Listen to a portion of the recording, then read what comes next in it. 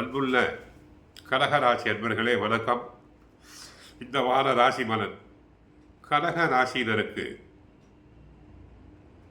3ல் கேது, அஷ்டமத்தில் சனி, 9ல் சூரியன், புதன், சுக்கிரன், ராகு, லாபஸ்தானத்தில் குரு இருக்கிறார்.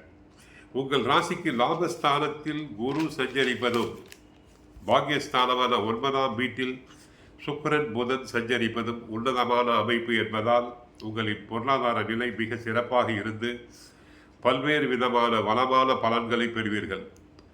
உங்கள் ராசிக்கு 3ல் கேது சஞ்சரிப்பதால் நெருங்கியவர்கள் மூலமாக அனுகூலமான பலன்களை அடையக்கூடிய யோகம், வெளியூர் தொடர்புகள் மூலமாக ஏற்றத்தை அடையக்கூடிய ஒரு அதிர்ஷ்டங்கள் உண்டு. வரும் 29ஆம் தேதி ஏற்பட உள்ள சனி மாற்றத்தின் மூலமாக உங்களுக்கு அஷ்டமத்து சனி முடிவதால் உங்கள் வாழ்வில் நல்ல முன்னேற்றம், உடல் ஆரோக்கிய ரீதியாக இருக்கக்கூடிய பாதிப்புகள் குறையக்கூடிய அமைப்புகள், கடந்த கால மருத்துவ செலவுகள் அனைத்தும் படிப்படியாக குறையும். மார்ச் 29ஆம் தேதி சனி பெயர்ச்சியில் அஷ்டமத்து சனி விலகுகிறது. கஷ்டங்கள் அனைத்தும் விலகும். தைரியமாக இருங்கள். தொழில் வியாபாரத்தில் லாபகரமான பலன்களை அடையக்கூடிய வாய்ப்புகள் உண்டு. உத்தியோகத்தில் உள்ளவர்களுக்கு ஒரு உயர்வான காலகட்டம் வரும். உழைப்பிற்கான அங்கீகாரம் கிடைக்கும். அதிகாரிகள் தங்களுக்கு ஆதரவாக இருப்பர். மாணவியர்கள் படிப்பில் சிறப்பாக விளங்குவர். நல்ல மதிப்பெண்களை பெறுவர். போட்டித் தேர்வுகளில் வெற்றி பெறுவர். சிலர் உயர்கல்விக்காக அயல் மாநிலம் செல்லலாம். ராசிநாதன் சந்திரனின் நிலையால் இவ்வாரம் அதிக ஏற்றத்தாழ்வு இல்லாமல் நல்லபடியாக நகரும். ராசிக்கு 12ல் செவ்வாய் இருக்கிறார். மன தைரியம், திட்டமிடுதலும் இருந்தால் எந்த காரியத்தையும் ஜெயிக்கலாம் என்பதை குறிக்கிறது.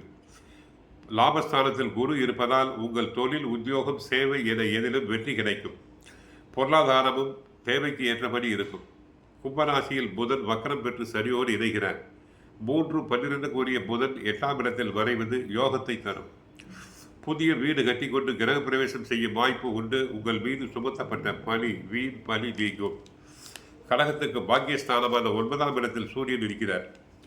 வேலையை தொடர்வதா விட்டு விடுவதா என்று யோசனையோடு இருப்பீர்கள். இனம் புரியாத தயக்கம், குழப்பம் மனதில் வரலாம்.